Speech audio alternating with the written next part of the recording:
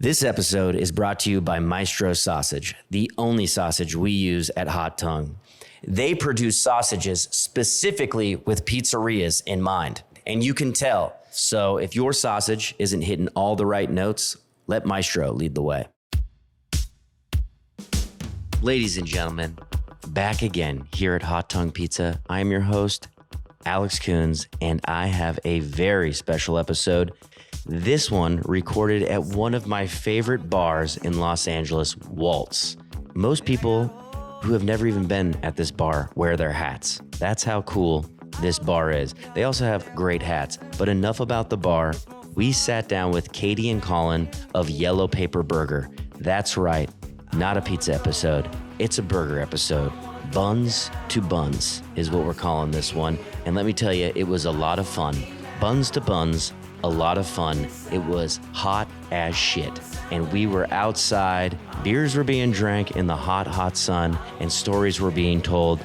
And in this episode, Colin and Katie share the story of Yellow Paper Burger. Like a lot of pizzerias in the pandemic, creativity got to shine because of the situations that we were in. It was the wild, wild west during the pandemic. We talked about just the journey of where Yellow Paper was, and they had actually had like their first formal real pop-up at Tony's, a bar that Colin was working at. And really, Yellow Paper just started out as a love for burgers, and Colin going around and eating all the burgers in Los Angeles, and that kind of bled into more of an interest in cooking these things and putting his own burger together. And their burger was the first smash burger that I've ever eaten in my 39 years on this planet, and it was truly a spiritual experience. I sat in my car and I crushed the whole thing.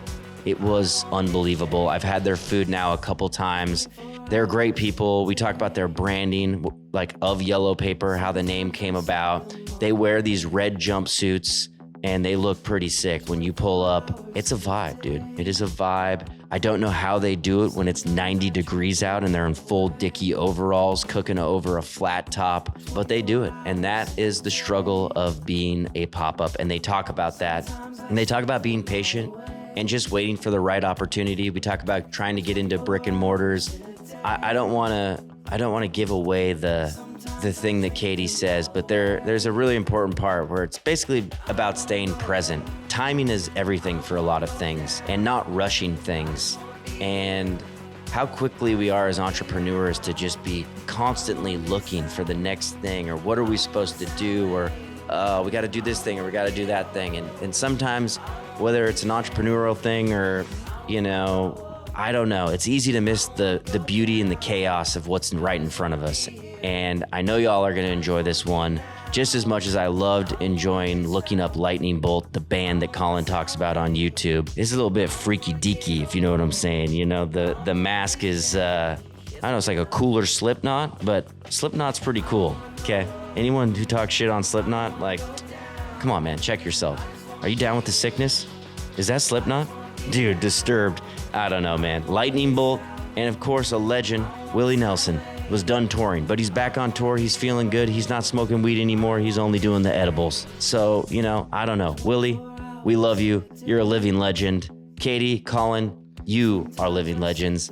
You are what make the Los Angeles food scene so great. Thank you for taking the time. I know y'all are going to enjoy this one. If you are in LA and they are popping up, do yourself a favor and go get the best burger in Los Angeles, in my humble opinion. Again, might not mean much considering I haven't eaten meat in 20 years, but I have tried a lot of burgers now, and this one is good as gold, baby.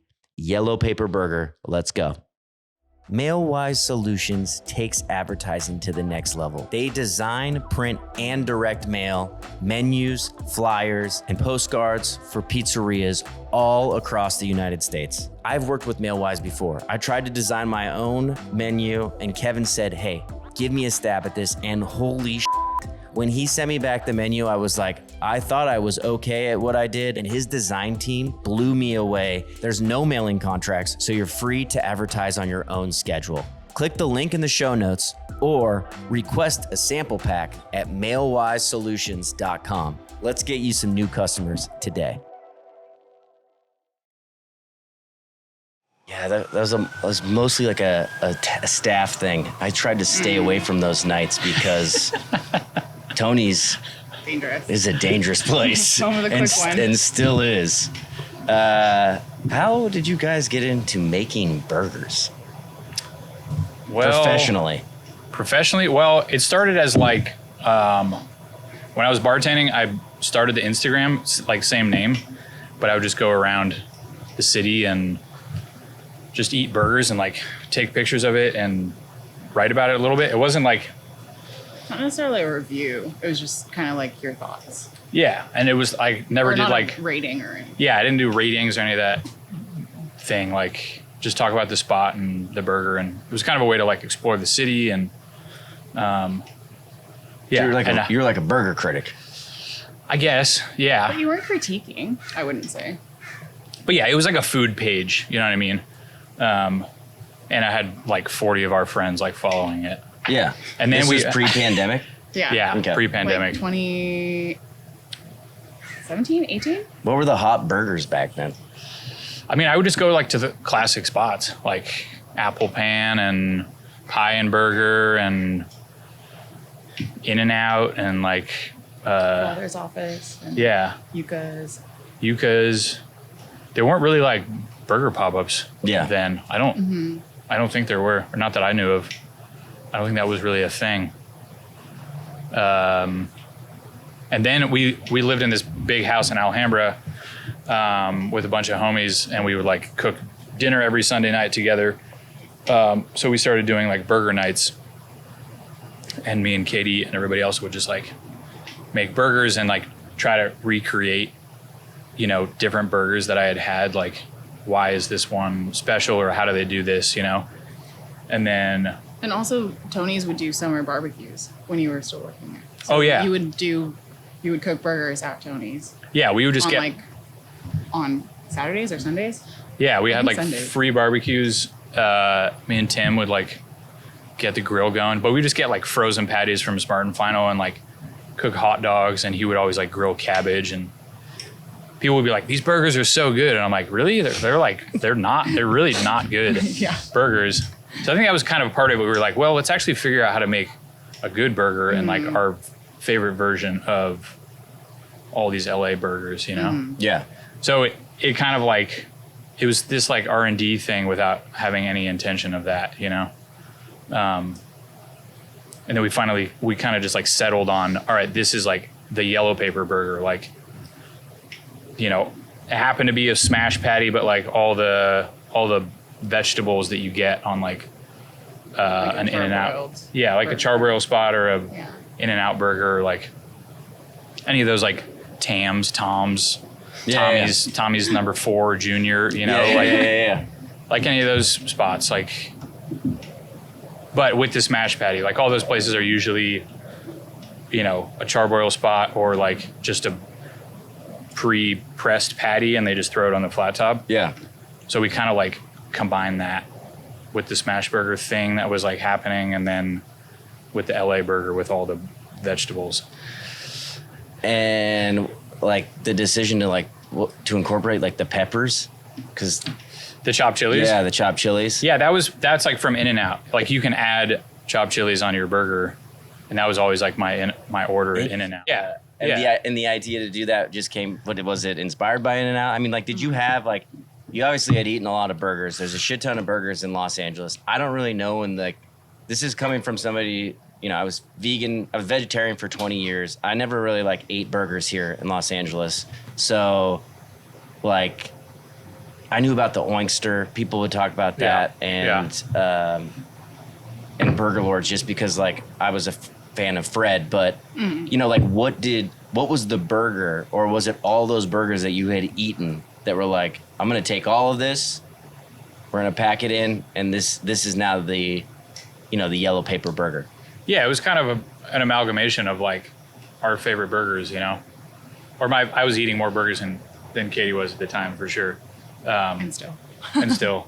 But yeah, like sort of picking and choosing and like creating our, you know, what became the yellow paper. Again, it was like, we were just having fun burger nights at home with like the roommates. And it wasn't like all right, let's start a pop-up. Let's figure out our recipe, our like burger.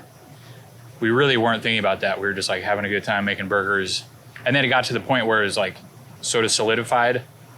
And then we're like, these are really good. And everybody was stoked on it. And then we were like, should we buy a flat top and like do a pop-up at Tony's? Because I was working there at the time. So I could just do that whenever I wanted in the back parking lot.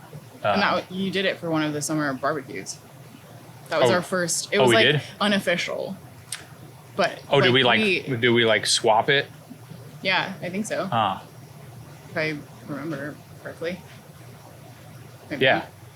So we were, it was like, all right, now it's Yellow Paper Burger. It's not like just these free barbecues.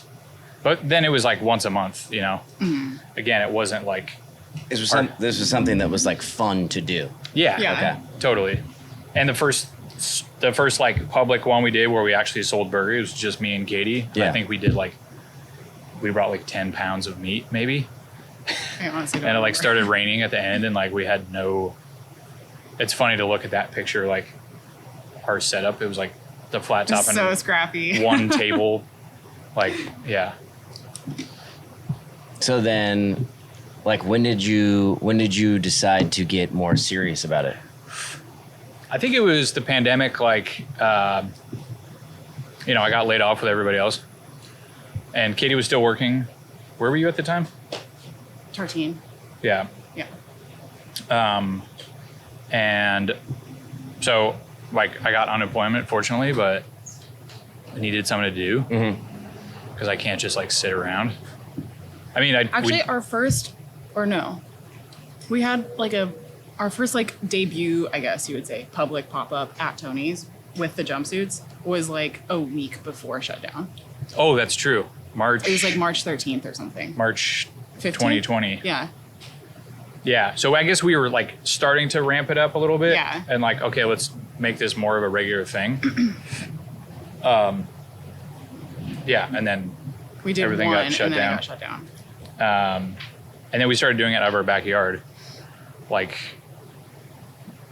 we live on an alley in the back. Yeah. So we were like basically doing a burger drive-through. And it was like a pre-order thing. Yeah. Which Did a you lot ever of hear of Mini Mart? Mm-mm. Oh, it was like a pre-order platform that got Oh yeah. really, The platform, yeah. Yeah. I thought Mini Mart was like some cool Oh, no. underground restaurant I didn't know about. I was No, like, no. I fucking can't keep up in this city, dude. It like got really popular during the yeah. pandemic. And like For pre-order. Yeah. everyone who lost their restaurant jobs was using Mini Mart. Yeah. And we were on that and doing pre-orders for people to just come pick up in the alley. And yeah. And how often were you doing those? it was like once a week. Yeah.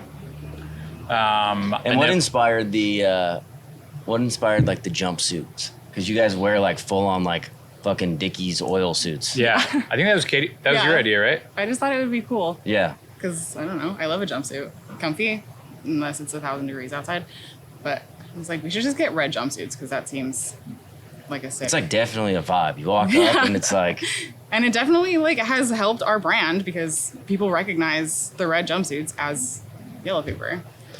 also like the name Yellow Paper is really interesting too, considering that like a lot of burgers are wrapped in yellow paper. And so like creating like that brand awareness with your name. And then like, because like ever since I've had your burger, every time I see another burger wrapped in yellow paper, I just think of your burger. Yeah. You know what I mean? Like it's like those little genius things that like, I mean, was that intentional or was it like, obviously it started as kind of like this thing where you were eating burgers, but. Yeah. I mean, the name for the Instagram like started before the pop-up. So it was just like, I happened to notice that a lot of my favorite burgers were wrapped in that yellow paper. Yeah. And they use it for burritos and Yeah. tacos and everything, right? And I was actually kind of surprised I even got the like handle on Instagram. Yeah. I was like, oh damn, nobody has used this yet? Like sick. Yeah. You ever get mixed up with Goldburger? No. No. I feel like our burgers are different enough that, well, I haven't. Well, I'm had- just saying just of the name. Because Because Oh, it's the- gold and the yellow. name? Yeah. Oh, I have never thought about that. Not to my knowledge. Yeah. But I mean, Can you- Alan's a friend. He's gonna borrow some equipment from us next week. Nice. Or no, this week. For a He's, pop-up? he's doing Sound and Fury. that like hardcore fest. Sick. Yeah. That he was San like, Bernardino? no, it's like it? in I don't know. like I just like thought maybe the hardcore fest would it's be in like San That would historic. make sense. It's in like historic park, I think. Okay. Or it was last year. But yeah, and then for the jumpsuits, what became the logo we met this guy Tool, and he's an incredible chain stitcher, and he does jackets for like Snoop Dogg, and he did like shorts for Lady Gaga and suits for U2 and stuff. He does like Yeah, your name would be Tool, like does in a in- cool way. he does if you were insane- doing that. It's TUL. he does insane shit. That's even cooler. And he was like across the street at this motorcycle bar with his chain stitch machine and just had his number on it. And I hit him up and I was like, hey, can you do this like thing we're doing this burger pop-up? And he was like, yeah, sure. And he just designed it. You know, we were like, this is kind of what we're thinking, like sort of a rocker thing. And like, these are the colors. And he just like banged it out. And then we were like, we should do some merch, you know, this is like later on. And we're like, oh, let's just use that. And I asked him, I was like, you know, I know this is your artwork that you did for us. Like, can we use it for some t-shirts or something? And he was like, yeah, like that's yours now. You can do whatever you want with it. That's very cool. Which is super cool of him, and like became our logo. But that wasn't the idea at the beginning, you know, it was just like happened kind of naturally. So we got super lucky on that. And he's done like more stuff for us, and he's the man. Yeah. I purchased a Gosney Arc XL recently, and the bake has been so consistent. The bottom heat of the oven and the actual arc just cooks the crust to a caramelized perfection. There is no other oven, in my opinion, out right now that is going to give you these same results. Whether you are in need of a new oven for your pop-up, or your dad's asking you, what is the best oven to make some homemade pizzas? Use our affiliate link down in the show notes. Smash the link. It helps the podcast. And more importantly, it helps you. How has like your equipment setup has it changed much since like having like popped up in an alley? Because like obviously I'm coming from a pizza world, and you can buy a Gosney or an Uni and like kind of set up that way, but like to do smash burgers or burgers in general, like what is the equipment that you need, and like how have you had to upgrade, like, or not, through the years? Yeah, I mean, we bought a $300 like Blackstone from Home Depot. Nice. And like set it up in the backyard. And that's what we ripped for a long time. And we still have it in our backyard. It's like still works totally fine. Yeah. It's just like our home grill now. But then at some point we upgraded to a rig from LA Taco Carts. They're in Bell. And it's a flat top, but it's just like way nicer. Yeah. It has like, it's enclosed. It has like a wind guard underneath, so the wind won't kill your heat, and it has these side tables, and we've added on stuff like a little top shelf that fits into it. Has your rail on it, like your check rail. Yeah. And has like, you can drop steam pans in on the shelves, so you can have all the tools on the side and like better grease catch, and it's awesome. But it was like, 10 times the price of the first one. Yeah, of course. And then we got a second one for if we've done a couple events where we need like two at the same time. Yeah. I actually bought it from Alan from Goldberger, which we usually just run one, but occasionally we've done stuff with two. And then we have a smaller flat top for a bun toaster, like just buns only, and the butter roller with melted butter in it. Yeah. Yeah, we've kind of upgraded. I mean, it's like tables, and Also, we have like Cambro. I think they're called Cambro S carriers for like our cold line, because we were just doing coolers at home, and like when we first were doing public pop-ups. But now we have S carriers that you can put 6 pans, third pans. That's on ice, and it's like a cold line in a restaurant. Yeah. And we have. But it's not. It doesn't plug in or anything. No. Okay. yeah, just Ice. Yeah. just ice. And then we call it the meat box, which is weird, but it's also Cambro, but it's like a you can use it for hot or cold storage, but you can put hotel pans into it. Yeah. And that's what we put the meat, like patties. Yeah. That's the word. Yeah. Yeah. So we've just kind of added as needed. And then when you do an event, like it looked, the first time I had your burger, there was 3 people, somebody doing orders, and then both of you were back there. And then it looked at Nick's thing. Was there 4 people, or was there 3 again? Is that usually the number for when you guys? We had 4 at the Lucky Nick's party. Yeah. For like a bigger event, we do 4, like cashier, 2 on cold line, and then 1 on grill. Yeah, because how many burgers do you put on the grill? Because I saw it just seemed like you were cleaning it a lot. Yeah, we can do 15 patties. Like you rip the burgers, you get them wrapped up, and then you do a little clean, and then you hit the next round of orders. Yeah, exactly. Yeah, you have to we have this big scraper because it builds up on there, so you can't just keep dropping, and there's grease, so you have to clean it a lot in between each round, so you get back to the regular surface. Yeah. But yeah, we can do 15 patties at a time, which is, between singles and doubles, however many burgers. And then we clean it and just keep going. Do you guys use a commercial kitchen? We do a commissary. Commissary? Yeah. Is that a pain in the ass? I mean, it works. Yeah. Yeah. So for prepping for an event, are you seasoning your beef? Do you get your beef at the same place every time? Yeah. So now we have a dedicated meat purveyor, West Coast Prime Meats. Yeah. And that's been super cool because they give it to us in pre-portioned pucks. Nice. And then we just put that on the flat top and smash it. Yes. And previously we were buying ground beef, and then Katie was portioning all of it because she's really fast at it. Into sounds balls. like a shitty job though. I mean, I hated making meatballs, so it's fuck. I just didn't really think about it. Yeah. And it's kind of satisfying when you learn. I'm sure you know this from making Dough your or something? dough. Yeah. When you get really good at guessing or not guessing. When you're hitting it 5 times in a row, you just get hitting just the from right grabbing weight. the Yeah. right amount. That's satisfying. Well, that's when you're it's on NBA Jam. It's he's on fire. Yeah.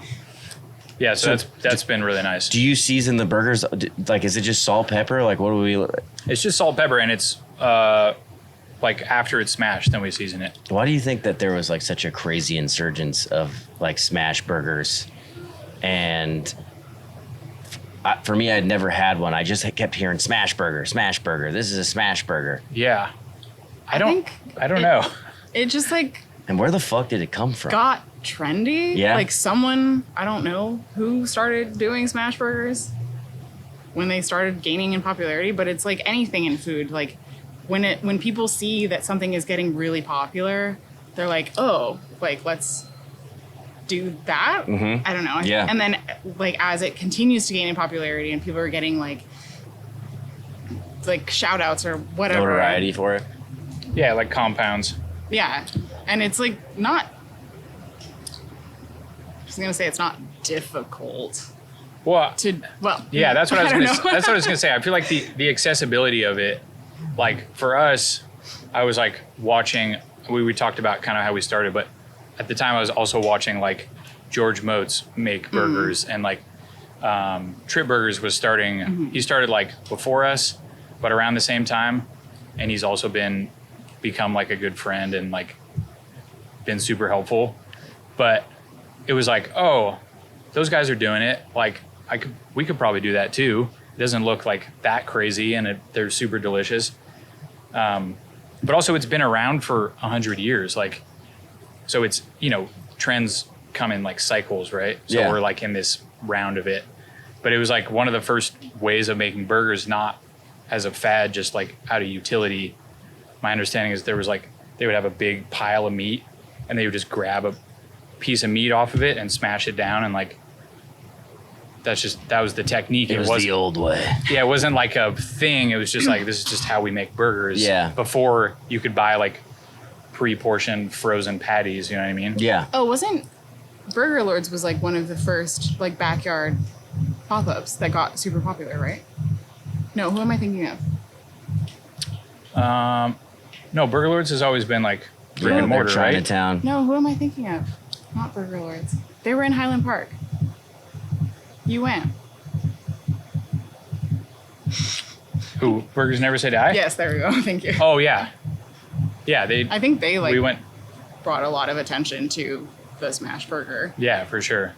because they would have lines for hours and people would wait. Yeah. And then I think it grew from there. Yeah. But yeah, I don't know. It's like all those things, and then I think like you were saying, it just kind of compounds, and like a bunch of people got into it. Yeah. It's fun. It's fun and like relatively easy and like tasty, and you know.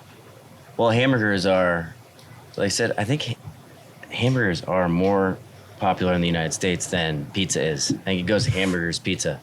Don't quote me on that. Really? We could Google that. We could check that, but I think it might Like, be hamburgers, pizza. I feel like it's neck Maybe and neck and neck. Who knows now? But I mean, what I say about pizza is it's the easiest, hardest thing to do. I feel like a burger is so simple. You know, you should have like 4 or 5 simple ingredients, but the way it's done and proportioned and cooked, and it has like the same elements as like a great pizza. I mean, you can do crazy shit. For sure. You can do crazy shit with pizza because you can put anything on bread, and you can make weird ass burgers too. I've always been more of a traditional person. When I had your guys' burger, like I wasn't lying. Like I sat in my car and I fucking took the first bite, and I'd never had like a charred crispy. You get that first initial bite, and then it had the heat, had the crunch of the lettuce. You can taste the tomato, and it's like, all right, everything that I read on the menu is exactly what I'm tasting, and I'm tasting it in harmony. You know what I mean? Hell and then yeah. I was like, and now I'm not gonna come up for air, and I ate the whole thing, like right then and there. You know? Yeah, I remember you texted me.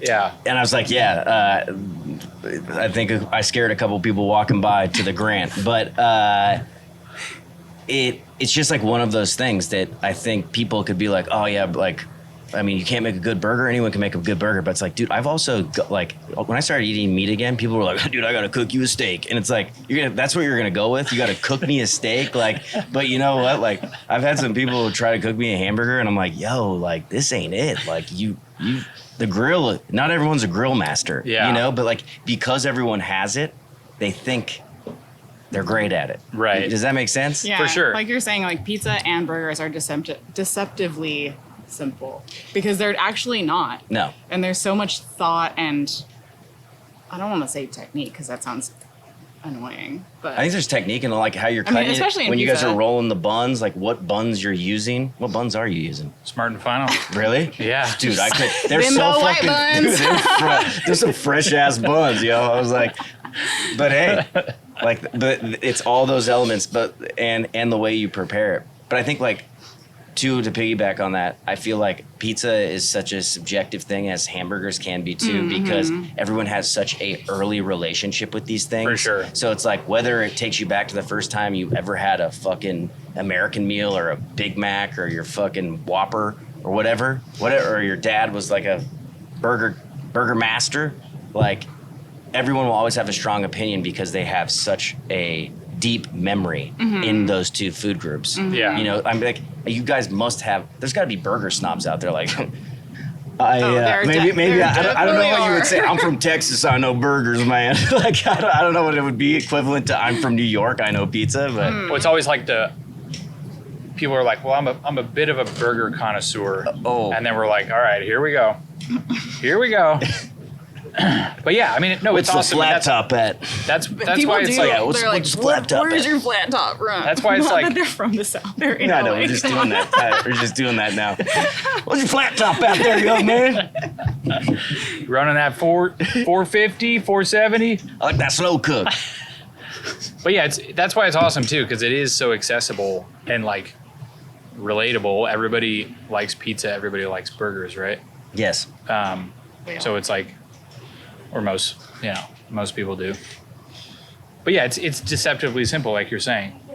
Like pizza, yeah. And also, I feel like the execution that you see when you order a pizza or a burger is like oh, they did that so fast. Like I could do that.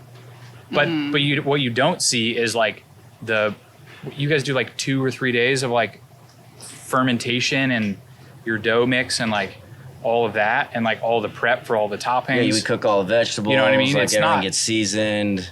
you're not like doing that all to order, you know what I mean? And we like prep all our veggies and the patties are pre-prepped and like everything's ready to go. So it looks easy or it looks quick. Like I guess for somebody ordering at the moment, but there's a lot that went into getting to that point. You know what I mean? Yeah. So maybe that's part of it too. Yeah, it is. Yeah. It's a labor of love. So what is the worst part about being a pop-up? I mean, setting up, breaking down, cooking outside in the heat when it's 90 degrees at Smorgasburg and you are about to have a heat stroke. Yeah, did that happen? This last week was brutal. We did a like catering gig on Friday for 300 people. Luckily it was in Inglewood, so it was like significantly cooler out there. Yeah. But we got rocked. Mm-hmm. And then we did Smorgasburg on Sunday. And that's like 10 to 4, but we loaded in before that. 8 to set up? No, we got there at 9. Let's be real. But yeah, it's just like it's hot. Did you ever you never did pop-ups, right? I've done pop-ups, yeah. We've done pop-ups. I've worked at Smorg, at Urban, that pizza. I don't know if it's still there, but I'm not familiar. But it's a pizza truck. It used to be the only pizza at Smorgasburg. Anyways, Smorgasburg is a outdoor market, if you're listening, on Sundays here in Los Angeles. I think they do them in New York at the Row, which is a huge fucking produce market, and it's black asphalt. It is fucking hot down there. Yeah. And also, we're outside in sunny Los Angeles, California. You're hearing garbage trucks. You're hearing AC units. We are recording live at Waltz, one of the coolest bars I was gonna say, in Los Angeles. We got to shout out Waltz. Thanks for having us here, letting us take over the back patio. Yes, very cool of them. Like Toby Keith says, my love is bar. All right, back to our regular scheduling program. When I asked you, are you looking for a brick and mortar? I think you said, yeah, for like the last 4 years. Yes. Is that you're correct? What's the has the goal changed since you started, or like what has there been close opportunities that haven't worked out? Like what's been the issue getting into a brick and mortar? If your sausage needs aren't hitting all the right notes, then let Maestro lead the way.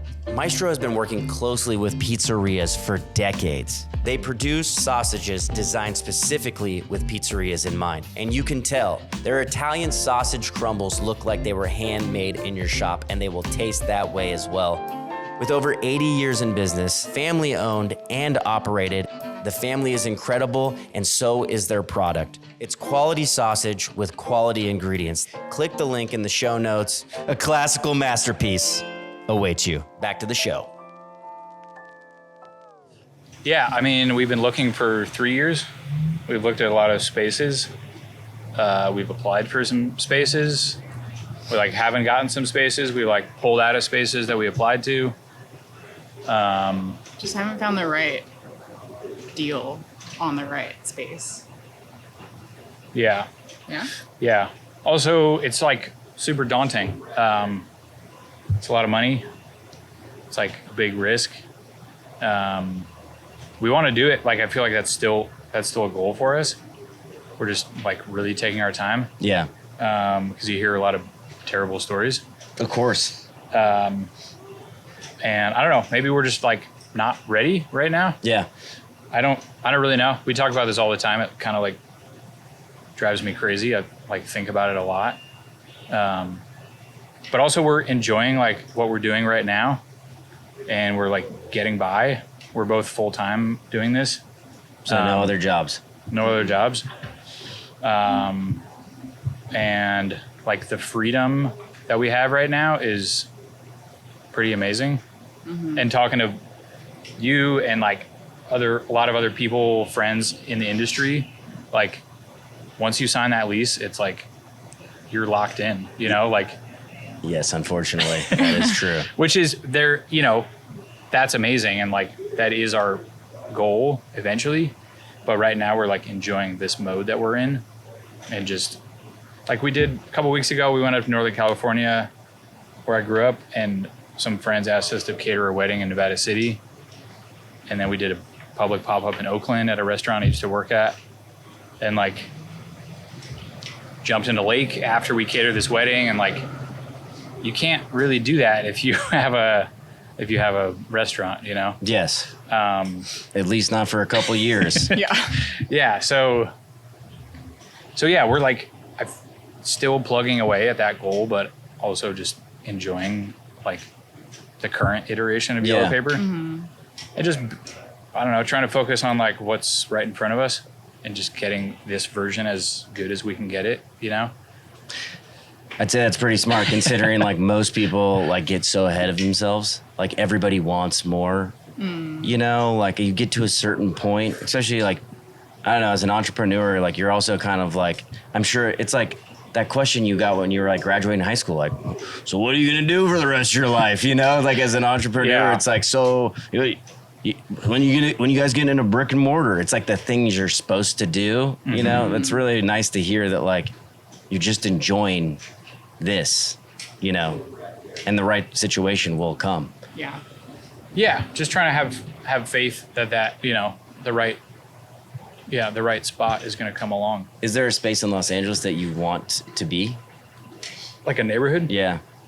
I mean, we love it over here, like this kind of Eagle Rock Northeast corridor. We live in Monterey Park right now, so we've been looking in the SGV too. Yeah, generally East Side.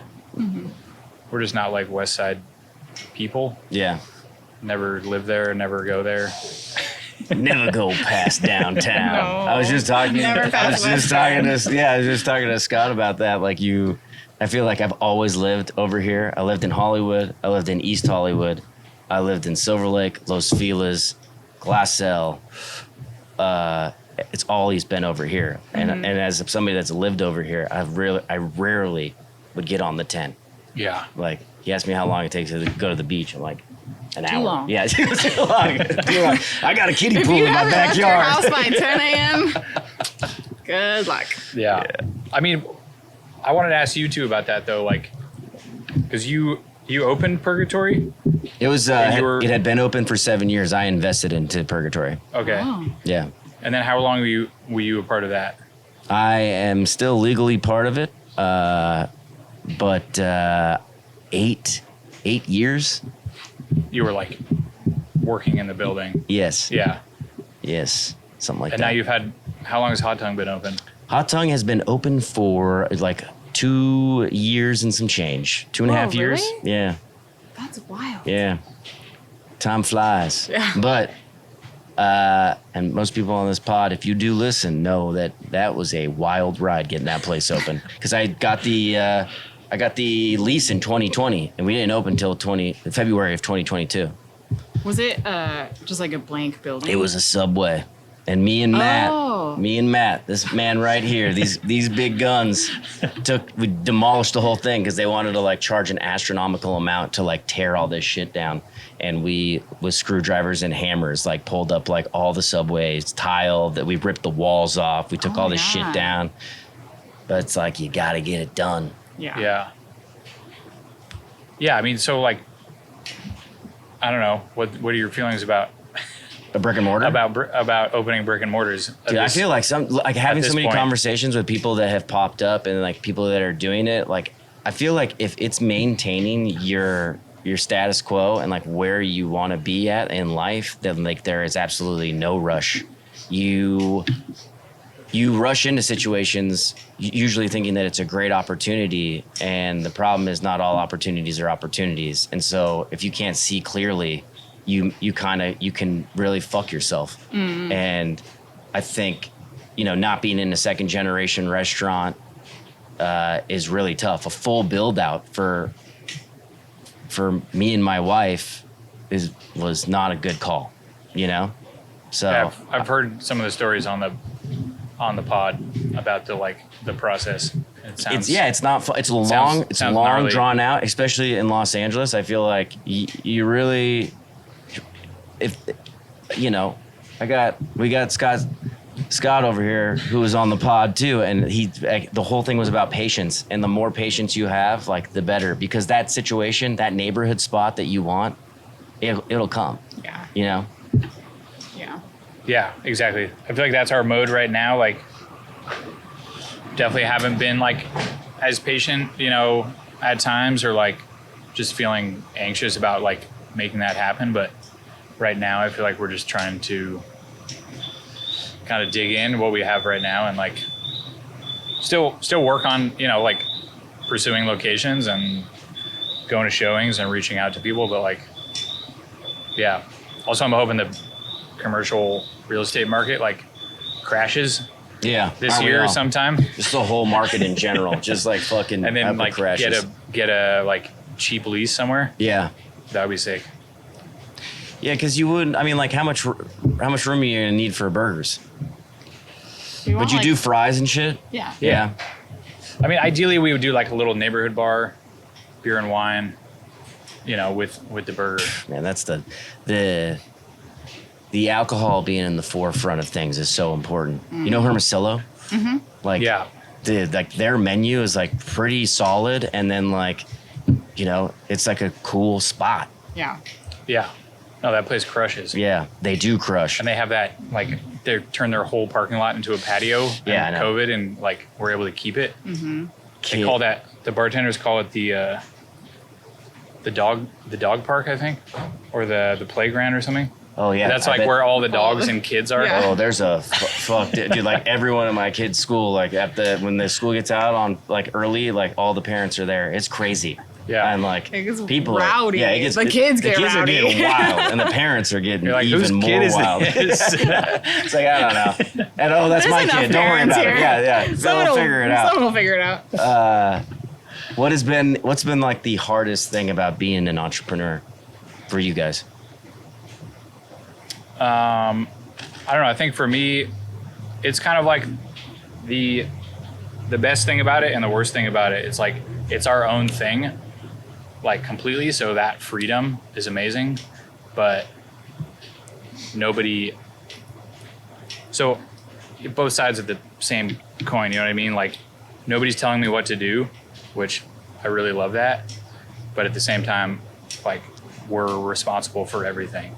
So if we don't go out and work and do an event, we're not making money. Yeah. So we have the freedom to like take a week off, but then, you still got to pay rent. So it's like that having that freedom, but also we have to like jumpstart every single thing we're doing. But I'd prefer that than like a traditional job, Yeah. where you're clocking in and like have managers and other people telling you what to do, or other people's ideas of what you should be doing. You know what I mean? Yeah. I don't know. What are your thoughts on that? Yeah, I guess I agree. Sorry, I spaced out. Do jobs just come to y'all now? Like, or is like events? Yeah, like, or it's like, are you getting hit up to do things, or like, are you constantly having to look for opportunities? Like, do you have a quota of how many jobs you would like a month or a week? I mean, yes and no. Like, and the schedule is definitely a challenge. Like, because we have to book all that stuff. We can't just set our hours and like tell people to come to us. Yeah. But luckily we have a lot of places that we can set up at. Yeah. And people do hit us up about, events or their bars that they like want us to come to, which is super cool. And then catering has been really good more recently. But finding the balance of the schedule of like regular, like recurring events at public pop-ups, bars, breweries, and events and whatever, but then being open enough to take catering gigs when they come in. Because a lot of the times those are super last minute. They're like the one last week. I think they hit us up like the week before. They're like, hey, we have this thing, 300 people. Can you do it? And we had worked with them before, and we happened to be available, but just trying to be on our toes for that. Yeah. For those opportunities. It's a little gnarly to plan. Yeah. Yeah. But then like scheduling enough regular stuff so that if those don't come in, we have enough events like each week to get by. Typically, how many are you doing a week? Like 2-3 events a week is a good spot. How much do you make for a 300-person catering event? I mean, I can send you some numbers. I can send you some numbers. We later love hard if you want. We love hard numbers on the pod. Can you give us an estimate or roundabout? You don't have to give me exact. Do you have a minimum when you do something? Yeah, for catering we have a minimum, and it's like up to a certain amount of people, and then per person after that. So if it's like 5 to 60 people, that's the same amount. Yeah, you yeah. know? And then tax and credit card fees. And a while ago we started doing automatic gratuity on all catering gigs, because we did some like big catering gigs at like fancy people's houses, and then they give you like $50 in tip. And you're like, cool, sick. So now it's just like part of our catering package, like very clearly laid out, to take care of our team and ourselves. Because if you can afford to hire catering for 300 people, you can afford to tip like appropriately. Yeah. Yeah. So that's just like baked into the total. Yeah. Yeah. Auto Exactly. gratuity. Yeah. What POS do you use? Square. Nice. Yeah. Have you looked at anything else? POS? Yeah. I've seen like Toast is really popular in restaurants, but everyone seems like most, like the pop-ups that I go to are using Square. I mean, for us, it works fine. Yeah. We only have, we have the burger, Katie's hand pie, and a pickled egg, and like a bag of chips. So. I know my son was just fucking killing those Cheetos, dude. He's like, "What are these?" But he never had them He before? never had Cheetos What? before. Yeah, I know. Dude, How old is he? He's 4. Oh, well, okay. But yeah, there's just so many firsts with you guys. My wife. I don't know if I should say this, but my wife had tried one of the burgers down at Lucky Nick's too. That's right. We went back and got another one. Just get a single. I'll tell you this much though. I love getting you guys into burgers. That's incredible. Yeah, my cholesterol levels are a little high these days. You know what I'm saying? Went from 180 to 216. Now that you're back into Back meat. on the meat. Yeah. I'm having them fucking meat sweats right now, dude. I'll tell you what, it's fucking hot out here. Fucking 90 degrees right now. The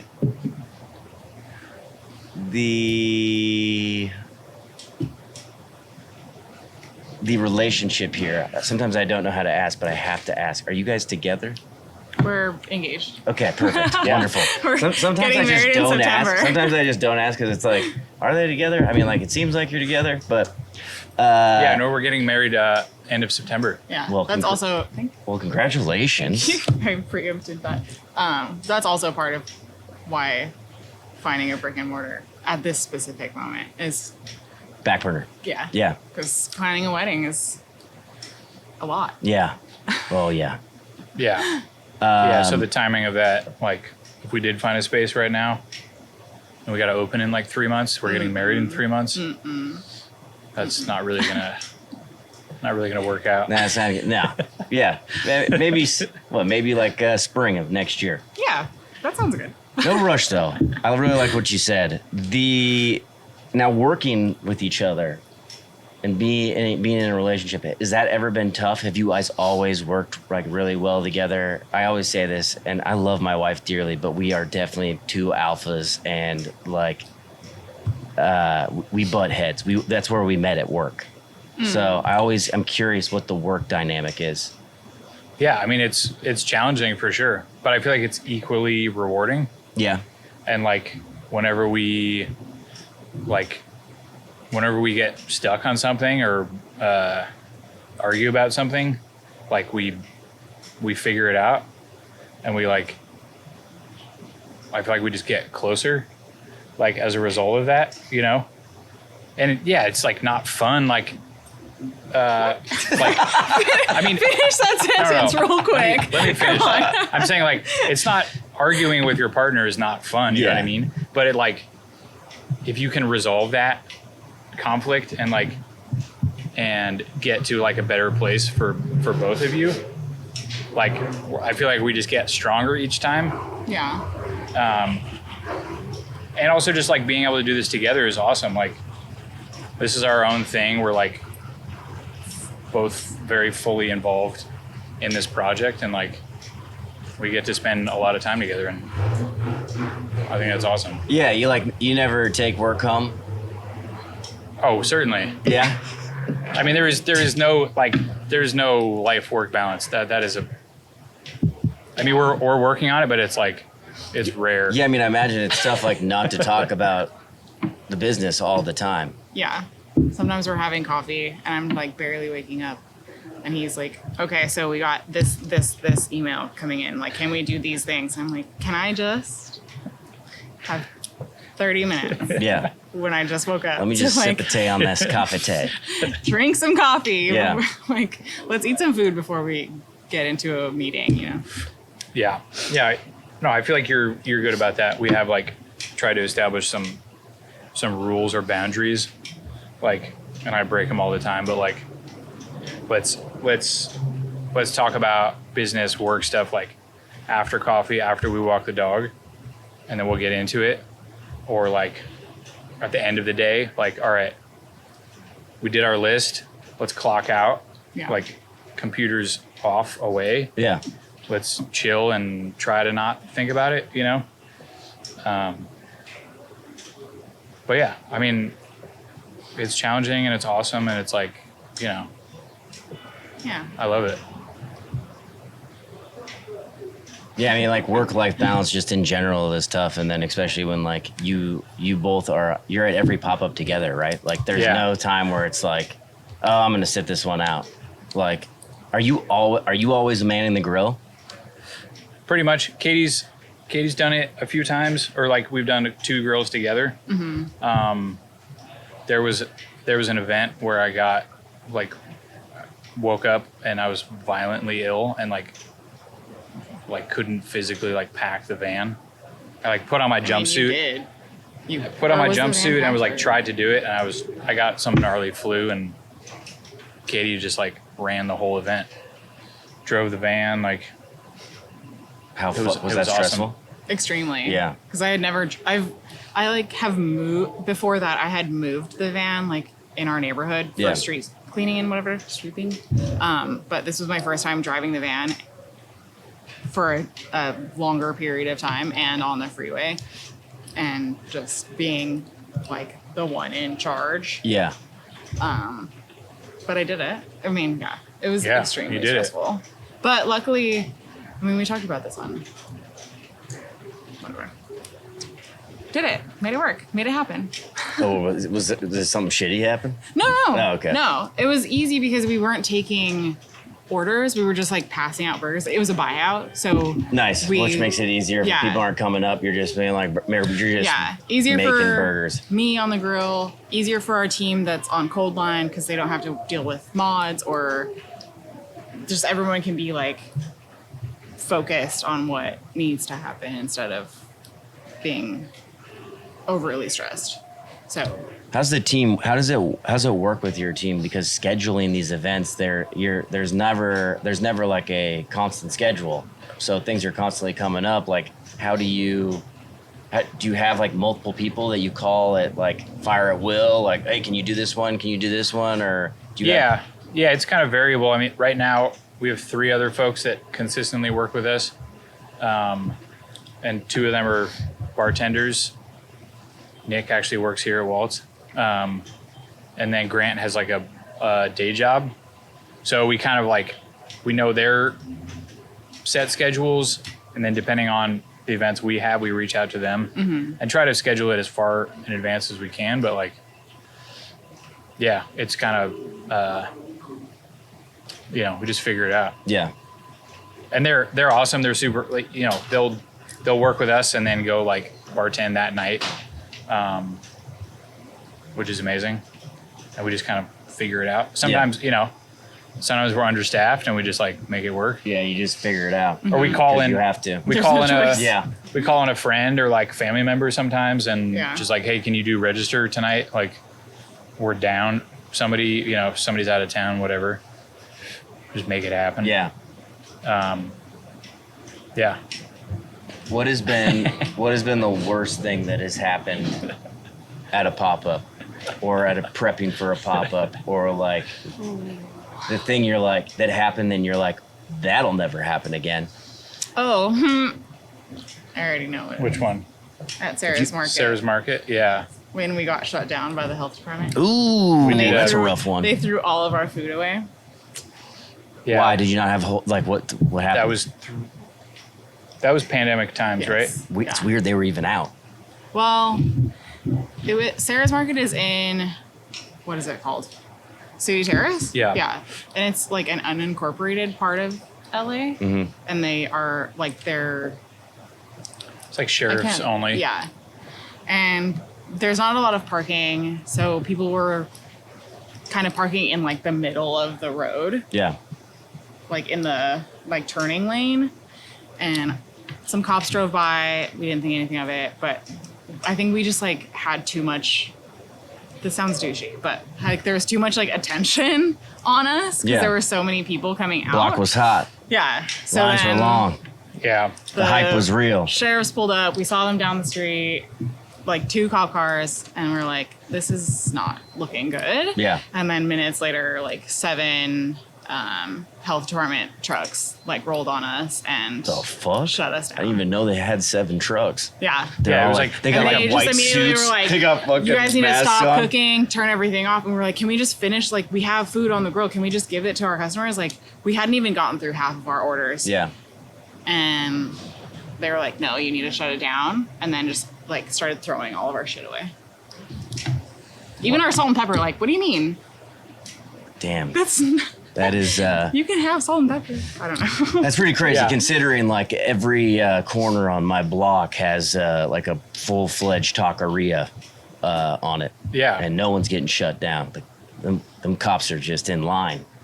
Yeah. Right. I don't eating know. at these taco spots. We got- the sheriff didn't like the way it was looking. We got unlucky. I don't know. I don't know what it was. I mean, it was rowdy for sure. People were like double parked, like drinking on the street. Like, Well, that might be a problem. I think that that's could I think that probably probably what it pissed some was. sheriffs off. You pissed those guys maybe off. they were bored. They could have been bored too. Nothing's really happening Let's take these tonight. fuckers down. Call up the 7 trucks. Get the health department out of here. They're cooking burgers. So did you remedy that situation? Did you ever go back to Sarah's Market? Did you say that was it for you? We didn't, and they're super cool. And like, luckily, nothing, that didn't affect Sarah's Market. Like, they asked us, and we're like, no, we're just set up out here, like, totally disconnected, And they were super cool. Sarah and Steven were like, Super apologetic. if you guys ever want to come back, like, you can always come back, like, no problem. We were, it's like, we don't want to do that again or Yeah. like, risk that again for them and for us. Yeah. Was everyone cool about it too? That like didn't get their food? Yeah. We refunded everyone that Yeah. didn't get Fuck, their that food. sucks. And we were doing, the other part of it was like the service was fucked because we Oh yeah. tried to do pre-orders and walk-ups at the same time. Because we were still doing pre-orders, but it was like in between. Okay. So like, we're kind of getting back to more normal phase. So we're like, let's try both at the same time. And it was just like chaos. So like, So that sounds like a learning experience too. Yeah. So after that, we were Never like, do that again. we're not mixing it ever again. And we did mix it before, but it was like, these hours are pre-order hours. And then after that, we'll open for walk-ups and like take a break in between to like divide it. But after that, I don't think we ever did pre-orders and walk-ups at the same time because it's just like hectic. Yeah. Trying to figure out the timing of that is so hard. I mean, I like, because if you get like, we were like, how do you manage like, okay, we have these tickets that are like to be like put up like or picked up at like 5:15, but we just got 6 walk-ups. Like what do you prioritize? Like it feels like you should prioritize the walk-ups. People right in front of your face. Right. But these people But like, these people are ahead. expecting that my food is going to be ready at 5:15. Yeah. So it's just like, That's a predicament. what do we do? I guess then you tell the people face to face, sorry, it's going to be 45 minutes. Yeah. We just didn't. It was, yeah. Yeah, I mean, we're just like, we're learning as we go, you know? Yeah. It's the name of the game. Yeah. What is what advice would you give to somebody who is starting their pop-up today? I was actually just messaging. I was messaging with somebody on Instagram like earlier today. Like somebody in Oakland hit us up, and I think they do pierogies, and just asking about. They have like something going, but they're just asking like, how we got started, and I don't know. I always tell people just go for it. Like spend as little money as possible on what you need to get going, and just like get your thing out there, and like set up your favorite local bar, and like do events that your friends are doing, and like just be a part of your community, and I don't know, just go for it. Yeah. Like don't think too much about it. Just like get it out there and like figure it out as you go. I don't know if that's like helpful, but I feel like that's what we've done. I think that Like just do it. the You know most what I mean? generic advice is always the best. Like you don't like it's like fuck this guy. Dude. He's Just just do it. saying everybody just go for it. But I mean like really that's the best advice. It's like you as humans we overthink everything, and sometimes you have to get laid off, you have to get fired, something really shitty has to happen for you to kind of like push you off this cliff, but you can take the plunge too. You just have to go for it. Yeah. Yeah, really. And just like I don't know, do as many events as you can, you know? And like, and of course before that too, like, you know, create something and put something out that like you're really stoked on and you're really proud of and you feel like it's delicious, you know, and you've given it to your friends and family, and like, they're telling you it's delicious too. Of course that's important. Yes. It's you got to know, be good. Yeah. It's got to be good, but like if you feel good about it and like you feel like it's delicious and your friends are telling you it's delicious, like just go and, you know, get it in front of as many people as you can. Yeah, and it's weird shit's gonna happen. You're gonna get shut down and like you're gonna throw your. Well, Yeah, I mean that's not gonna, failure is going to happen. Shitty things are going to happen. Yeah, weird stuff's gonna happen. Be okay with it. That you don't anticipate, but that's how it goes, right? Yeah. And you just like you figure it out and you like grow from that and you get better from that. Yeah. And I guess it's like a little easier saying like after the stuff has happened that, you know, you're gonna get better from that, because while it's happening it sucks, but like, and we're nowhere, you know, we're just at the very beginning of this whole thing. Like a lot more weird shit's gonna happen to us, and we're gonna figure it out, you know? But I guess, I don't know, that's just what I always think about when I hear that question. It's just like, just go for it. Just make your stuff. Like don't wait around. I don't know. There's no right time. The time is now. Yeah. One dish at a time. Yeah. We have this tape above our dishwashing sink, or 3 sink, whatever, that says one dish at a time. Because when you get overwhelmed and you feel like you have too many tasks, it's a good reminder. Man, one dish at a time. I might have to just steal that for the back when people come in. They're like, "Dude, did you not do dishes all day?" I'd be like, "Hey, man, this is an opportunity. One dish One at dish a time. at a time." That's all you can do. Hey, fuck you, I quit. Yeah, you're right though. I mean, that's what it is. That's it. That's literally all you can do. And it gets done. Yeah. It gets done. And it helps, that mentality. Like, okay, like I'm overwhelmed, but like you can change dish to whatever. One Stay task present. at a time. Hurdle. One burger at a time. Yep. One lettuce head at a time that I have to chop. Like just one restaurant at a time. Yeah. One hot tongue at a time. Yeah. You know, like whatever it is. It's like, one dish at a time. We like, that's why I put it on the tape on the, you know, on the wall. It's like, that's all you can do. do It's a that reminder. and then do the next one. And like, you know, Yeah. The next best thing. Be present in all your dishwashing. I'm certainly not. Last thing before the last question, you have a pretty strong social media following. Like, was that something that you built organically? Was there? Did you ever get like a write up that was like, oh shit, here's fucking 10,000 followers, or like was? it's been organic. I mean, we've done it ourselves the whole time. We've never like worked with anybody else. We did get some like really big like bumps, you know, along the way. We like bugged when we were doing the backyard pop-ups. We were bugging Farley, who was at Eater at the time, Yeah. to come out and try our burger, and he just came to our backyard and had the burger and Kitty's ham pie and like took pictures and wrote a feature on us, Yeah, which that's was awesome. insane. That's awesome. Yeah. So that was, we got super lucky with that. And then another big bump was our friend Justin created the Burger Show on YouTube and was like bugging him for a while about doing something with that. And we've known each other for a long time and worked together in restaurants. And they did an episode of like pandemic pop-ups, and it was us and Hangabers. Alvin And Kylan came. yeah, Alvin and, Kylan, the Badmash brothers. Yeah. They came to our backyard and like we got to do, you know, be featured on one of their episodes. So that was another like That's huge hit for us. Yeah. In terms of like presence and all Yeah. that.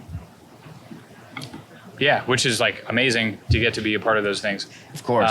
But other than that, it's just like steady posting shit. I don't know, pictures of burgers, and Do you have a strategy for that, or is it just kind of like whenever? it's like a few times a week, and then like stories like every day. Yeah. And also just I try to respond at like interact and respond to like every single comment, everybody that messages us in some way. Full-time job, dude.